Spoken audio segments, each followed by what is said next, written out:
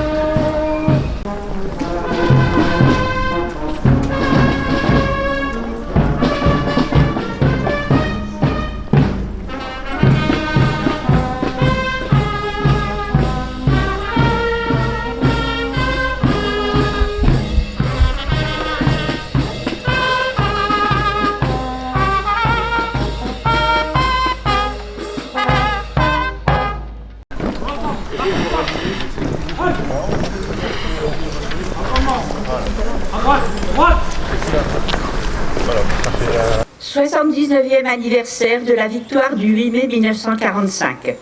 Commémoration en hommage aux héros et martyrs de la Seconde Guerre mondiale. Capitulation sans condition de l'Allemagne nazie.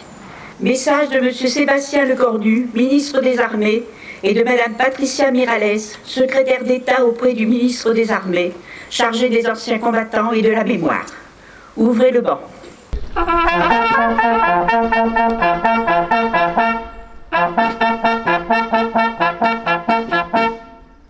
Il y a 79 ans, à Berlin, la France surmontait l'étrange défaite de mai 1940 et l'esprit de collaboration.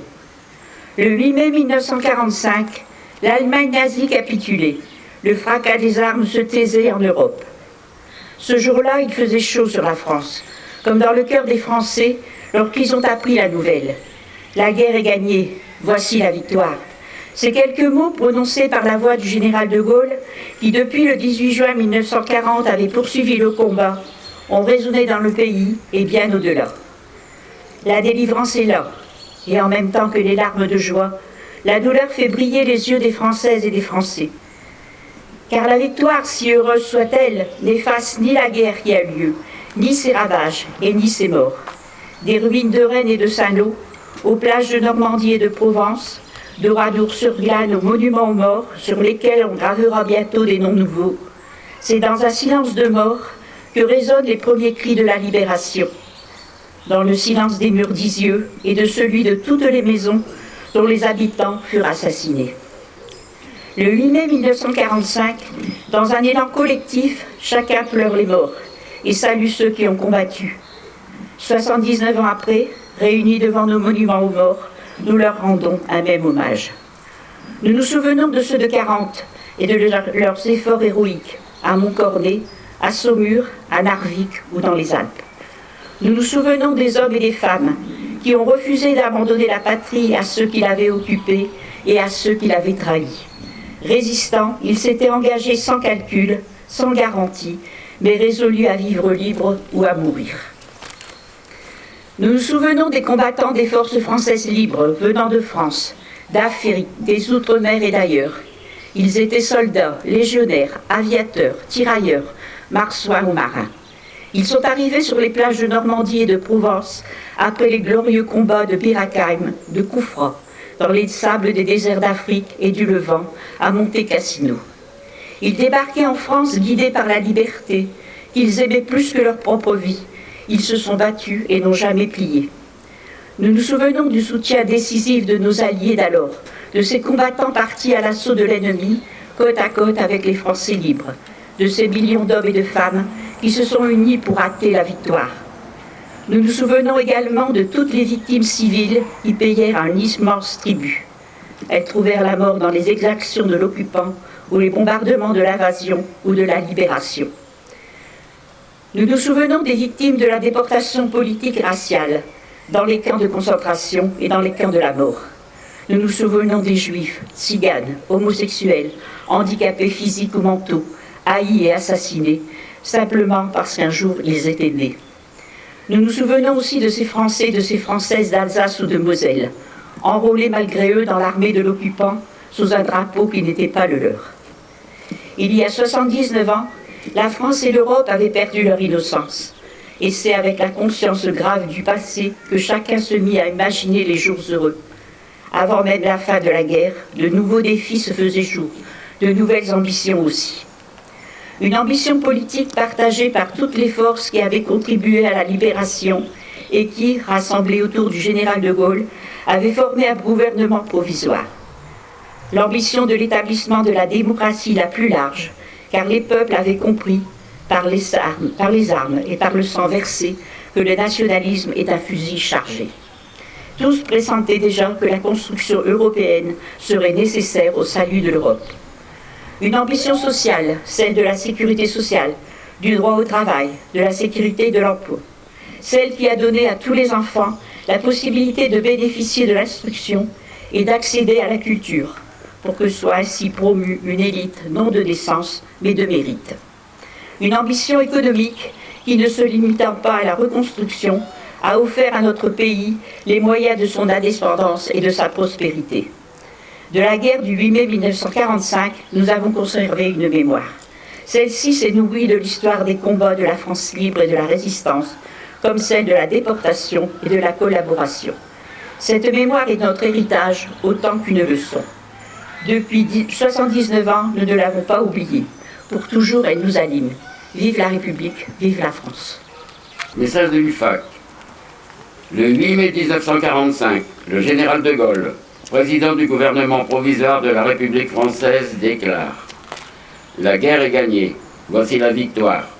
C'est la victoire des Nations Unies et c'est la victoire de la France. » Quelques heures plus tard, à Berlin, l'acte de capitulation de l'Allemagne est signé en présence du général Delattre de Tassigny, qui l'a désigné pour représenter la France. La présence de la France au cœur de l'Allemagne consacre la reconnaissance de sa participation à l'écrasement du nazisme. C'est un hommage rendu à son armée, amalgame de soldats et de volontaires issus de la résistance. Au combat de cette résistance, tant à l'intérieur qu'à l'extérieur, à tous les Français ou étrangers luttant à leur côté, massacrés, torturés, fusillés ou exterminés dans les prisons ou les camps nazis, comme à toutes les victimes civiles des bombardements. En ce jour du 79e anniversaire d'une victoire si chèrement acquise, mesurons le prix de tous ces sacrifices consentis pour une liberté retrouvée et assurons-nous que ces pages de notre histoire soient transmises aux jeunes générations. Pour autant, restons vigilants, car au mépris des enseignements de ce passé, fanatisme religieux, terrorisme, réveil des nationalismes et désormais retour de la guerre aux frontières orientales de l'Europe, nous rappellent que la paix et la liberté ne sont jamais définitivement acquises. C'est la raison pour laquelle l'Union française des associations de combattants et de victimes de guerre, l'UFAC, appelle tous nos concitoyens à poursuivre avec elle le combat nécessaire à leur pérennité. Vive la République, vive la France. Appel des morts pour la France. En mai-juin 1940, soldats Ashternoën Paul, Bailleul Gérard, Caron Jules, Desmarais-Étienne, Dubois-Charles, Gallois-Élie, Leclerc-Talma, Waterloo-Jean, Westrolin-Paul. Les forces françaises de l'intérieur, soldat Guis-Henri. En Indochine, soldat Belloc-Louis, lieutenant Stébac-Jean, sergent-chef Panier-Marcel, capitaine Fumery-Maurice, adjudant Ramelon-Marcel. Nos pensées iront aussi vers les 22 victimes civiles des bombardements de 1940-1944, les 7 otages de Mont-Hernanchon fusillés en septembre 1944 sur le pont de Saint-Venant, les 97 militaires du Royal Welch fusillés, tués au combat en 1940 pour la défense de la Lys, les victimes et héros de la déportation. Fermez le banc.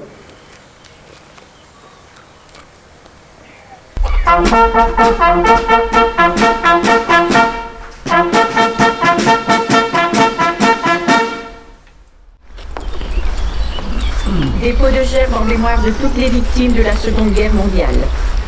Gerbe des anciens combattants, M. Gérard Malchet, président de la section locale des anciens combattants, M. Jean Cosenard, président des médaillés militaires, et M. Samuel Cordelier.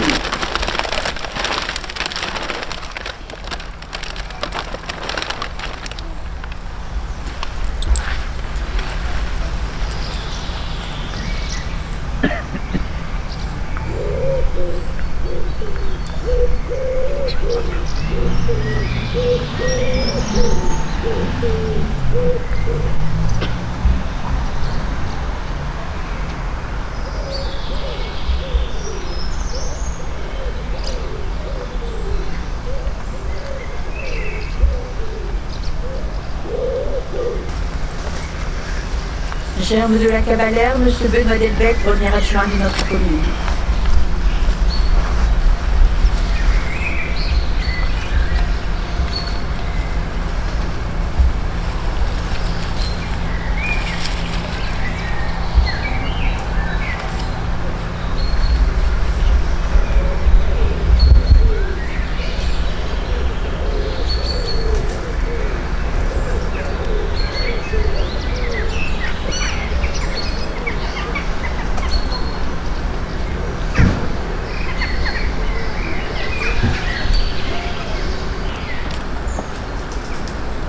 Germe de la municipalité, M. André Fajolet, maire de notre commune, Mme Sandrine Douche, adjointe au maire, gendarme Boiteau, représentant la gendarmerie nationale, lieutenant Olivier Dick, chef du centre d'intervention et de secours, capitaine Francis Bécu.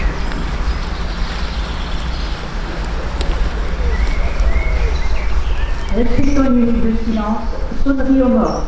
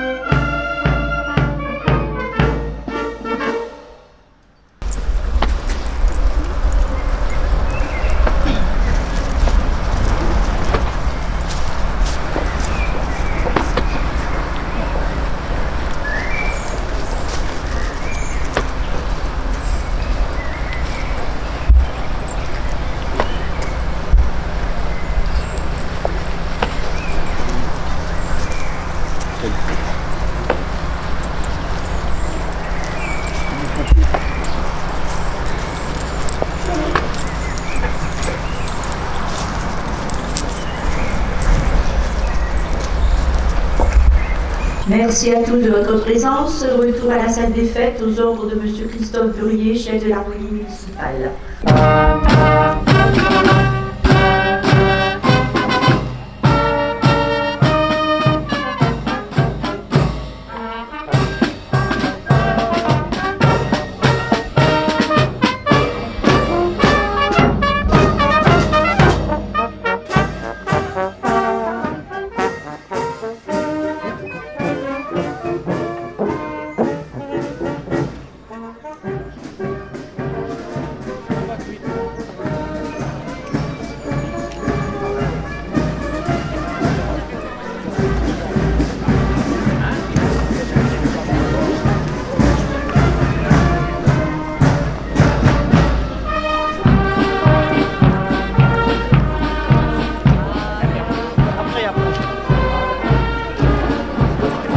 Permettez-moi d'abord de dire un grand merci. Merci aux porte-drapeaux, merci aux anciens combattants, merci à la gendarmerie, aux jeunes sapeurs-pompiers, aux sapeurs-pompiers, à toutes celles et ceux qui rehaussent de leur présence cette manifestation. Je retiens du discours qui a été prononcé par Michel, qui a organisé cette cérémonie. Je retiens du discours du ministre des Armées cette phrase: finalement, cette histoire est aussi une mémoire et une leçon. Mais en même temps, je me dis, quelle mémoire et quelle leçon par des temps qui sont les nôtres. Aurions-nous déjà oublié le cortège de drames, de grandeur, de misère, issu de 1945, issu de Bien Bien Phu, issu de la guerre d'Algérie, issu des OPEX? Aurions-nous tout oublié au point aujourd'hui de préférer le confort et la liberté? Au point d'oublier que certains sont en train de déformer l'histoire et de la réécrire et de faire en sorte qu'on passe en perte et profit l'innocence des enfants, la liberté des gens, le respect des frontières, et que tout se mélange dans une sorte de transfert de l'histoire vers une méta-histoire où l'homme n'existe plus, où la mémoire n'existe plus, où nos nations sont en train de disparaître. Voilà quelques réflexions que je voulais vous donner à l'aube peut-être de quelques jours décisifs quand on voit les territoires de guerre qui sont dans le monde. Je pense à l'Ukraine, je pense à la Palestine, je pense à Israël, je pense à ceux qui crient et hurlent pour pouvoir vivre libre par rapport à la tyrannie, par rapport aux obligations, par rapport aux contraintes, par rapport au bruit des armes. Alors merci pour votre présence, parce que finalement, c'est vous qui portez la flamme, non pas de la résistance, mais de la liberté, de la mémoire, et que ceci serve de leçon à ceux qui ont oublié de venir aujourd'hui. Merci de votre attention, bonne nuit à tous.